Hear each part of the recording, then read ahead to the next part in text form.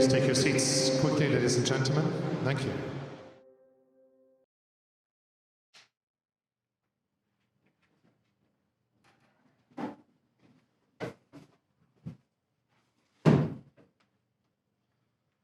Okay.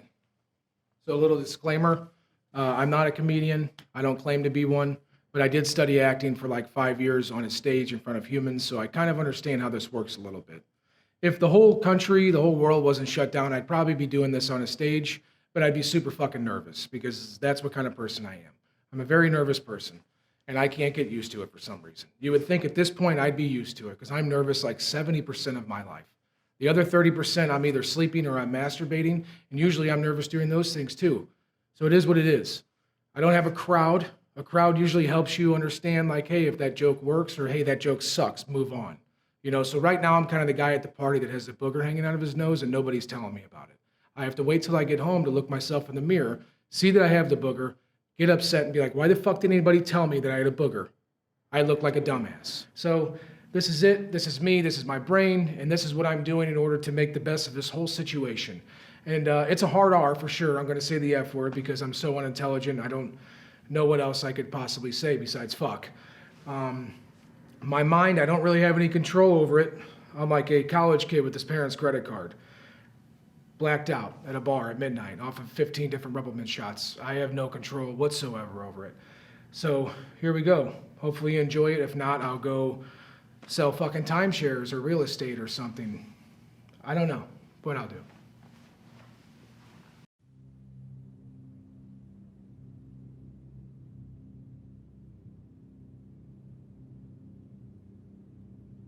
On August 26, 1988, Mike and Betty Chandler welcomed the second of their eventual 3 sons. All conceived while in the missionary position. They decided to name him Eric. For whatever reason, no one will ever know.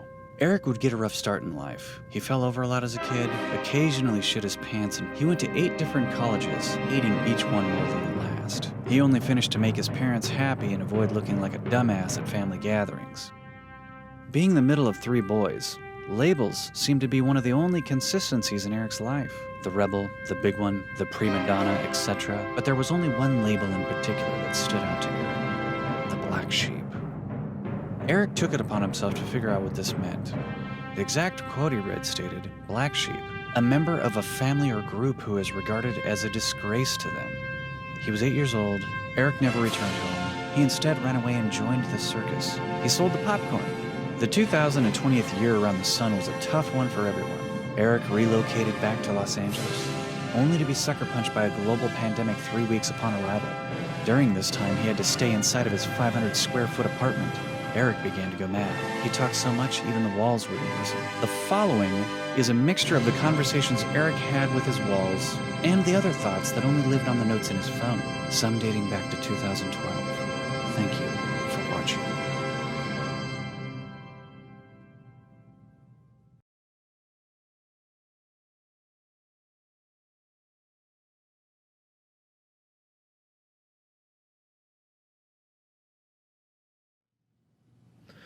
Yeah, my name's Eric Chandler, and I have body dysmorphia, I have hair dysmorphia, and I have middle child syndrome. All self-diagnosed, of course.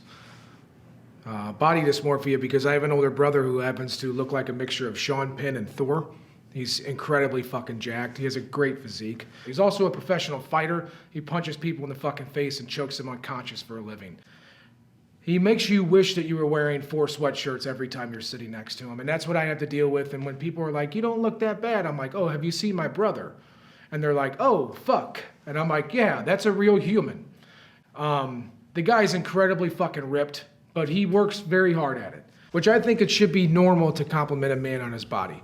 Like if you walk into a place and you see a guy that puts a lot of time and energy in his body, it's okay to say, hey man, you have nice pecs. Wow. You are looking good, dude. You got a 6-pack. Don't be jealous of the guy because you don't work as hard. So I don't ever shame my brother for that. Hey, man, how we doing? What are we drinking? Good, how are you? Just bourbon and Coke. All right.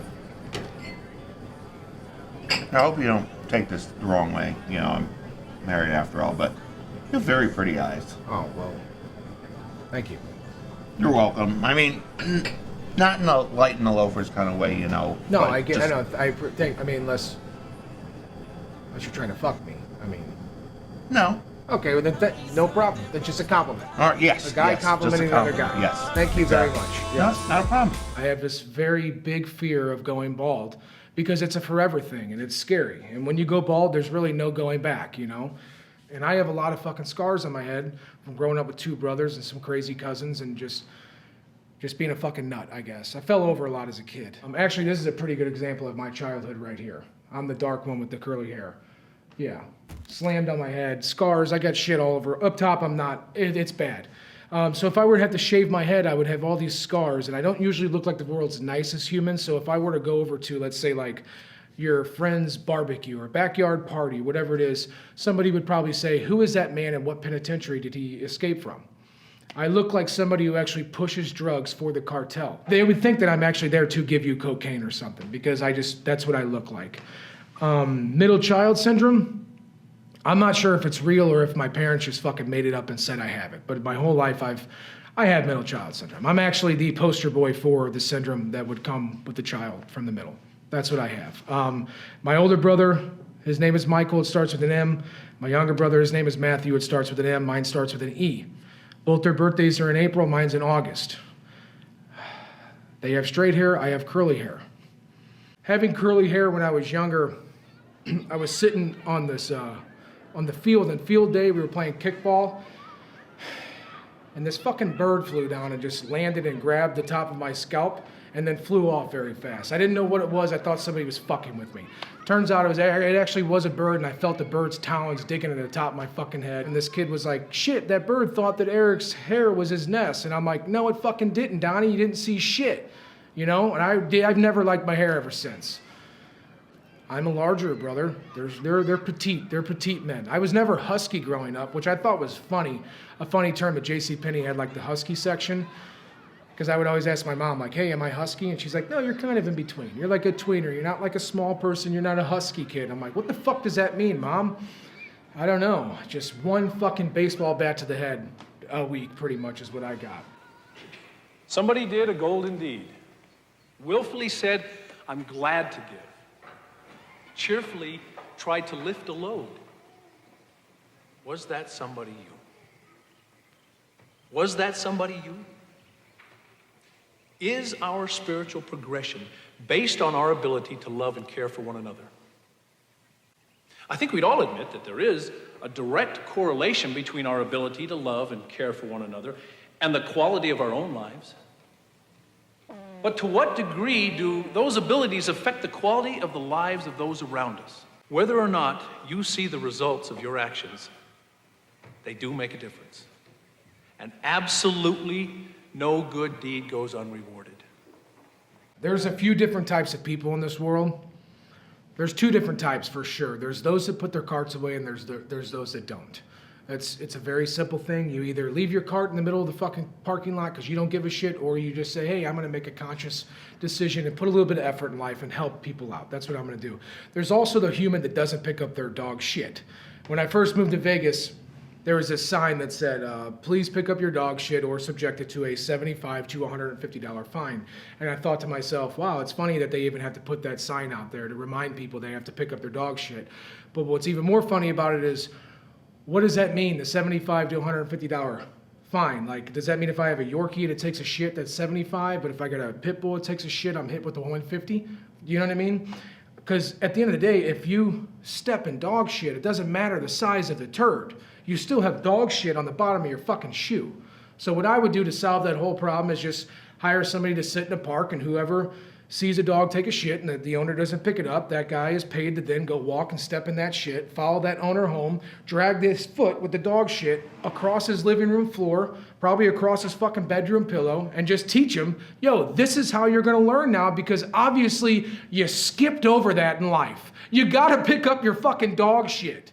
So my dad's getting a little bit older, and he's starting to kind of fall apart. He's a union carpenter, so he's worked his ass off his whole life. Just ask him, he'll tell you. And power tools, I guess, they have completely shot his ears out, so he has to wear hearing aids now, and he just got 2 surgeries, he got 2 knee replacements. So looking at him right now, I'm like, you sad sad-looking human being, but I know he'll get through it and it'll be fine. He's operating at literally 30-40% right now of a regular human. And the other day I was like, hey, Dad, where are the dogs at? What? I was like, where are the dogs at? And then he's like, oh, well, you think I have gas? And I'm like, no, Dad, where the fuck are the dogs at? You can't hear if they're barking or not, and they're probably freezing to death outside. Where are the dogs at? And he's like, well, fuck me, you know, or whatever. Gets mad because why wouldn't you get mad when somebody's making fun of your handicap? When I get older, there's no doubt in my mind, I will always wear hearing aids if I cannot hear. I will never have too much pride, because to go without a sense, what is that? You know, I lost my smelling and my taste with COVID, and I was like, fuck this shit. I can't even taste my chili. Like, this is bad. And then also getting older, he's starting to move slower. And it's not that I hate old people. I don't hate old people, but they are slow as fuck. And I think that there's just a sense of like responsibility as like an 80-year-old that you should know, I am moving at a slower pace than I was when I was 40. Miss Jenkins, you okay? I'm okay, I think. I'm so glad you're here. Come on in. Let's help her up. So I should do something about it. I would get fucking motorized as soon as I realized that I am not moving at just a standard, regular pace. Because I get behind some people and I'm just like, you don't give a shit, do you? Raise your right hand. Do you solemnly swear to tell the truth, the whole truth, and nothing but the truth? Huh? Do you solemnly swear to tell the truth, the whole truth, and nothing but the truth? Are you trying to give me the double talk? Do you solemnly swear to tell the truth, the whole truth, and nothing but the truth?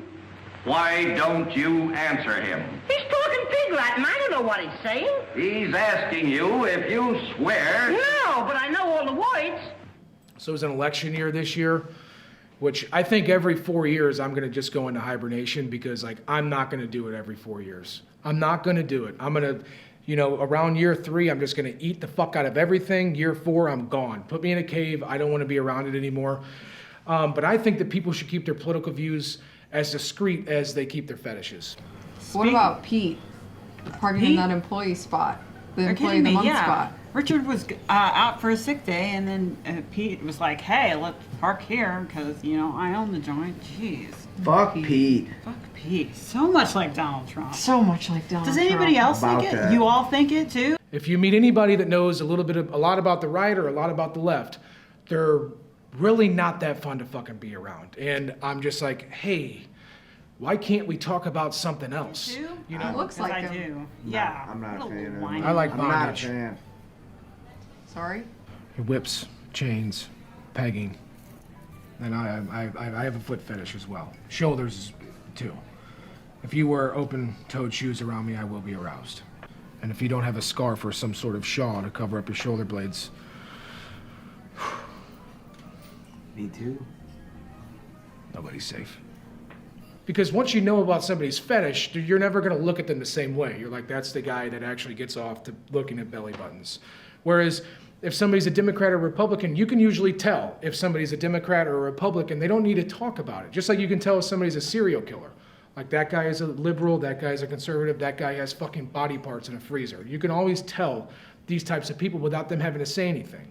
So I think that people should just keep their political views a little bit more discreet and make the whole world a better place. You know how, when you were in school and you were younger and they asked you what you wanted to be when you grew up? Well, I said, I didn't say I wanted to be a professional athlete or anything. I said I wanted to be an astronaut. I don't know why. I think it was because the guy next to me probably wrote it, and I always copied off everybody because I'm an asshole. I remember going to my parents afterwards and going to my mom and saying, hey, they asked us what we wanted to be. I said an astronaut. And she's like, yeah, that I could see you doing that, or, an electrician. And I was like, oh, thanks, Mom. Thank you so fucking much. Now my confidence is at an all-time high. I'm glad that this is what you think about me. You set the bar really high. They have a great pension, she says. And I'm like, sweet, Mom. I'm not going to fucking drive a big-ass truck and back into parking spots for the rest of my life. It's not me. It's not what I want to be. Okay, Neil, we can see you coming down the ladder now. I'm at the foot of the ladder. Well, in my family, if we were a family of astronauts, I would easily be the Buzz Aldrin, the second man to step on the moon, because my older brother's obviously Neil Armstrong, the first to fucking do everything, and he always has this cool-ass shit to say, like... I'm going to step off the limb now. That's one small step for man, one If I was Buzz Aldrin, what I would do is I would be the first man to masturbate in space and say, well, fuck you, Neil. You got all this shit, but guess what I did? I went up there and I beat my dick with zero gravity. And I brought it down in a Ziploc bag because I didn't tell NASA about it. Now I'm gonna sell books and I'm gonna sell bumper stickers. I'm gonna make movies, pornos, everything, right before the fucking summer of love in '69. The USSR, the whole Cold War would fucking end. Because it's like, not only did we land on the fucking moon, there was actually an astronaut named Buzz who jerked off in space for the first time too. Russia wouldn't know what the fuck to do. I would solve the whole world's problems. I would have fucking ended the Cold War if I was Buzz Aldrin. I'm a cat guy. Yeah, I like cats. And for some people, it's like, what the fuck is wrong with that guy? And it's not that I don't like dogs, and also just because I'm a guy doesn't mean I have to like dogs and it makes me any less of a man if I like cats. Cats are just a fucking hell of a lot more reasonable creature to be around than a dog. Because I can leave a cat alone for 3 or 4 days. Here's your litter box, shit and piss in that, here's some food. You won't overeat and kill yourself, because you're smart. Now, when I do come home, that cat's gonna look at me and kind of give me that look. Hey, I've missed you, but I could have gotten along just fine without you. So you stay on your side, I stay on my side. If we want to cuddle later, I'll determine it. And I'm like, that's fine, cat, because I'm hungover as fuck. And I don't need hair all over me right now, and I don't want to be fucking licked. So I'll see you when I see you. Dogs, on the other hand, complete opposite. They can't stop. They start shitting and pissing everywhere. You got to walk them. I don't hate dogs. I just prefer cats. That's it. Going to bars was never really like a huge... I'm not a very big bar guy. I didn't like going to bars. I grew up in bars. I worked in bars. Still work in bars. And I'm not the kind of guy that you bring to be like, hey, man, will you be my wingman? Because usually I say something stupid or I get too drunk and my mouth doesn't work. And I'm not going to go to a bar and be like, hey, what's going on? Can I buy you a drink? I hate buying people drinks.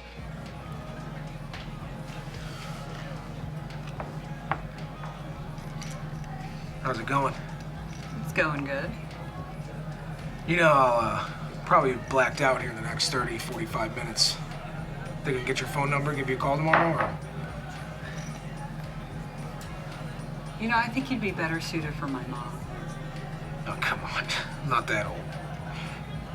No, I mean, she's a therapist. Give her a call. Please. Usually somebody says something really rude and I get upset. So I'm just not the kind of guy that you would want to go to a bar with. And I'm actually the kind of guy that would pick a fight in a bar just so I can get thrown out and not have to pay the tab. That's who I am. Rewinding VHS tapes was at one point a paying job in the United States of America. I remember when I used to go out with people and sometimes every once in a while it was always the dumbass friend. It was always the one that you didn't mind yelling at that would forget their ID. And then you're like, what do you mean? You want to sit at the bar or the booth? No, bar's good. What's up? I think I left my wallet at your house. I don't have my ID. What are you fucking talking about, you think? Do you not have it? I don't. You don't have... You're fucking 40, Alan. Like, how do you not have your... That's the most important thing to have when you're going day drinking. I'm sorry. I guess last night. I mean, if you were to get hit by a bus out there, they couldn't even identify your body. They had to go... Your parents had to go to the morgue to see who the fuck who died. Yeah, I guess. I mean... Sorry. It's an accident, okay? I'll go back. I'll get it. Yeah, go back, get all your shit out of my house. I'm done, dude. This friendship, it's ran its course. We're done. We can no longer be friends. You don't have your priorities straight, is what I'm saying. You got a real fucking problem, dude. Over that? Yes, Alan. I'll see you later. Just party of one. So growing up, we had a very sexual babysitter, which is cool, you know, in a certain situations, like, oh, wow, my babysitter's horny. That's awesome. It's like, well, what a kid would like.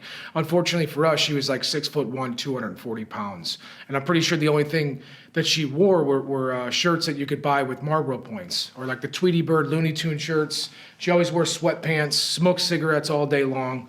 And she had like this unhealthy amount of romantic novels, the ones with like Fabio on the front of them, which I didn't even know was a thing. I didn't know that this guy was like a sex symbol, that people were just purchasing the fuck out of these books. She had like 80 of them. And every day around like 2:30, she'd be like, hey, you guys got to go outside and play. I just got my reading in. I need some time. And we're like, hey, yeah, we've been outside all day because your fucking house smells like a ketchup packet in an ashtray. So we'd rather be outside. You don't have to force us. But after a while, I started realizing she needs time alone after reading these books. Boys, time to go outside. Why? Loser? Because I need some alone time, that's why. You're gonna fucking masturbate, is what you're getting paid to masturbate at this point. And I remember like when we told our mom and dad, like, hey, we don't wanna go over there anymore because it's just a fucking disgusting place. Why don't you have her come over to our house? I remember sitting in our living room one day and she's like, do you wanna massage my feet? And I was like, I don't know. And she's like, I'll give you $1/4 foot. And I was like, okay, I'll fucking massage your feet. I'm only 8 years old. I don't even know that this could potentially be grooming me to be molested. I'll just do this for $1/4. And then next thing you know, I'm massaging her feet every day. Here it comes.